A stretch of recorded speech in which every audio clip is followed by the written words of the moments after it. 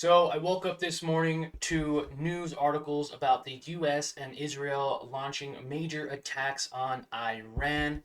It is a Saturday morning here in the US, and I want to make sure you guys are aware of what is going on overseas, as well as what this can do to the overall market. Remember, when there is a war, there brings in a lot of uncertainty into the market, so we can see the market actually be influenced by this and it could begin to sell off more. So I'm going to show you a clip by Donald Trump. We're going to go over one news article that I found, and then we're going to look at the overall market and how it is being affected.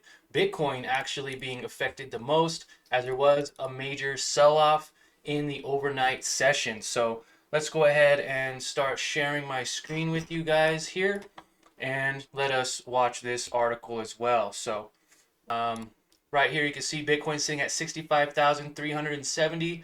The market closed Friday night at 8 p.m., right?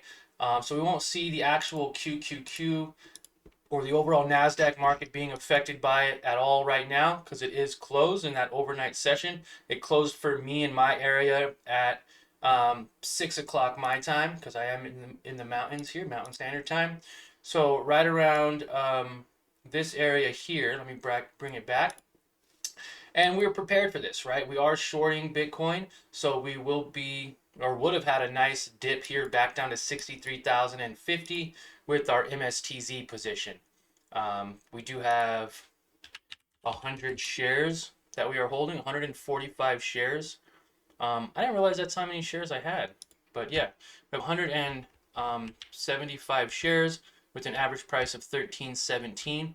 So we are shorting the overall market. But what I wanted to let you guys know, Bitcoin did go down and test 63,000, now pushing up to 65. That doesn't really mean anything. We could see this come back down to 62, possibly even 60,000. It's got a nice kind of descending pattern for Bitcoin. But nonetheless, not just my position or not really just talking about my position shorting Bitcoin, but I wanted to bring up an article that I found on Instagram. Trump briefly is going to speak, and I hope you guys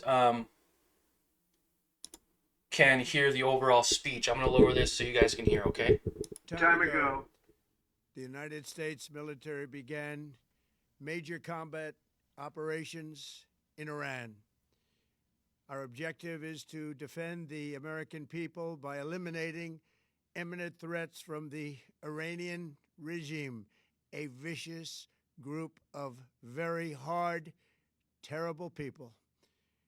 Its menacing activities directly endanger the United States, our troops, our bases overseas, and our allies throughout the world.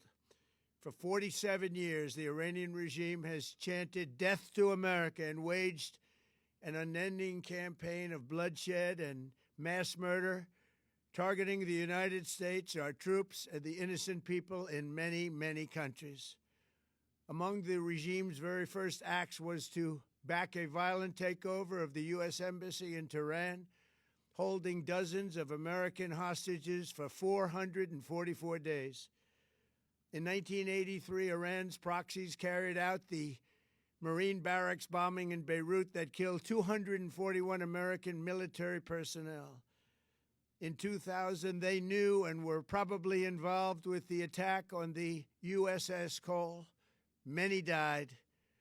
Iranian forces killed and maimed hundreds of American service members in Iraq. The regime's proxies have continued to launch countless attacks against American forces stationed in the Middle East in recent years, as well as U.S. naval and commercial vessels and international shipping lanes.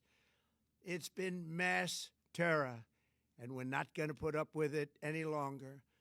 From Lebanon to Yemen and Syria to Iraq, the regime has armed, trained, and funded terrorist militias that have soaked the earth with blood and guts.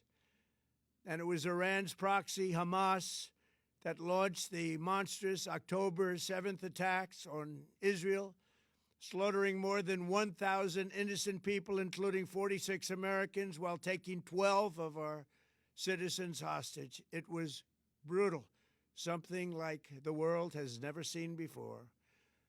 Iran is the world's #1 state sponsor of terror and just recently killed tens of thousands of its own citizens on the street as they protested. It has always been the policy of the United States, in particular, my administration, that this terrorist regime can never have a nuclear weapon. I'll say it again. They can never have a nuclear weapon. That is why in Operation Midnight Hammer last June, we obliterated the regime's nuclear program at Fordow, Natanz, and Isfahan. After that attack, we warned them never to resume their malicious pursuit of nuclear weapons, and we sought repeatedly to make a deal. We tried. They wanted to do it. They didn't want to do it. Again, they wanted to do it. They didn't want to do it. They didn't know what was happening. They just wanted to practice evil. But Iran refused, just as it has for decades and decades. They've rejected every opportunity to renounce their nuclear ambitions, and we can't take it anymore.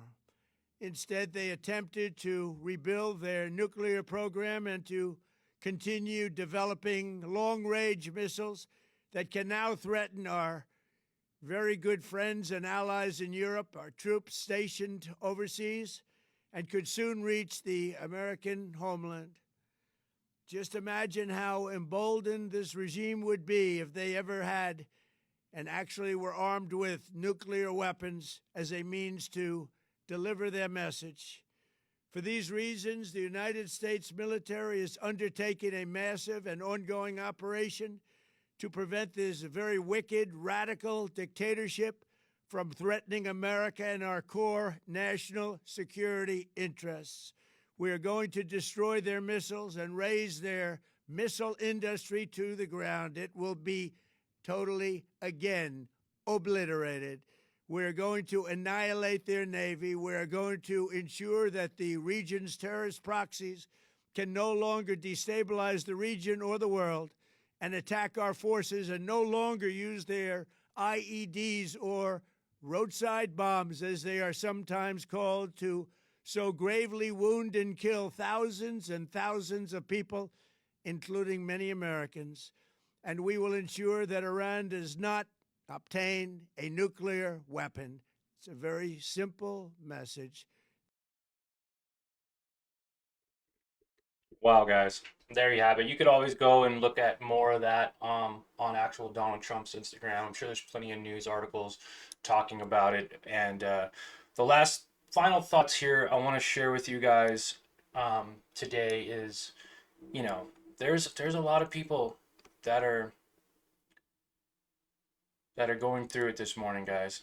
There's a lot of people over there that need prayers, and there's a lot of innocent people that are having to deal with all the chaos right now because of this war. So Americans are waking up to some major news in Iran. The U.S. and Israel have begun major combat operations in Iran. Strikes target Iran's supreme leader and president. Iran launches attacks on U.S. bases in Kuwait, UAE, and Qatar. Iran launches retaliatory attacks on Israel. Americans officials say strikes will continue for days or even weeks. Israel says goal is to end the Ayatollah's regime. All right. So this is going to really affect the markets. The markets are going to begin selling off. We could see them recover maybe Tuesday, right? So you wake up Monday, they're selling off. You wake up Tuesday, there's a recovery. They could sell off again. There could be a lot of uncertainty in the market. As of right now, it looks like Bitcoin has pushed all the way up to 65,300 after hours. It is now 11 o'clock my time, so about midday here on Saturday. And it sold off, recovered, and we can only say what could potentially happen with QQQ. We could see QQQ come back down to 599. We could see it push up to 617. There's just a lot of uncertainty right now in the market. I want you guys to understand. Make sure you guys are not trading or using leverage in this time, right? A lot of the downfall from Bitcoin has been due to people trading with margin or money they don't have. This is what created a huge collapse. A lot of these people who were,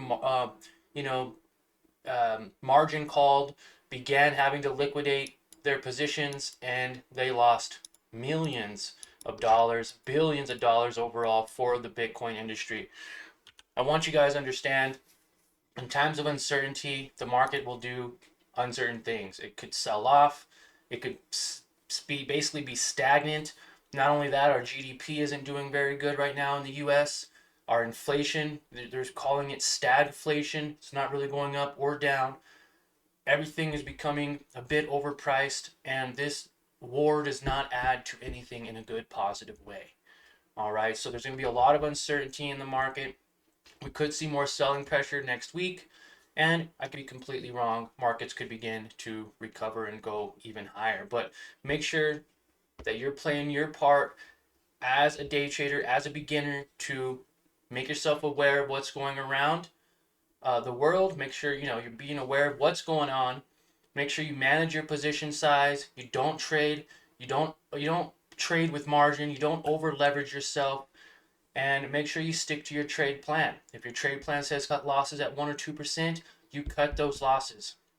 If maybe you want to take some time off from trading, then that's definitely something you can do too, especially if you don't see any signs of clear direction or if the markets are extremely choppy. So right now I am holding 145 shares of MSTZ over the weekend, probably my largest swing trade that I have actually held in quite some time. We're talking about $2,000 right now shorting Bitcoin by shorting MSTR.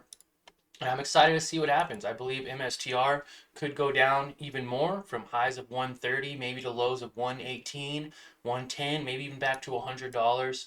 And I could be completely wrong about that too. But nonetheless, I wanted to give you guys an update on what's going on in the world around us, what could potentially happen with the overall markets as well as Bitcoin.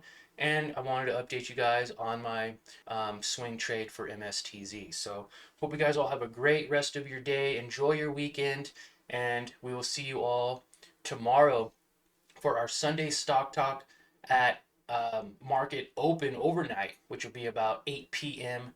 Eastern Standard Time, 6 p.m. Mountain Standard Time, my time. And for all of you who have been following my journey, thank you. I appreciate your time. Consider smashing the like button for me and subscribing to the channel if you haven't already. Thank you guys, and have a great day.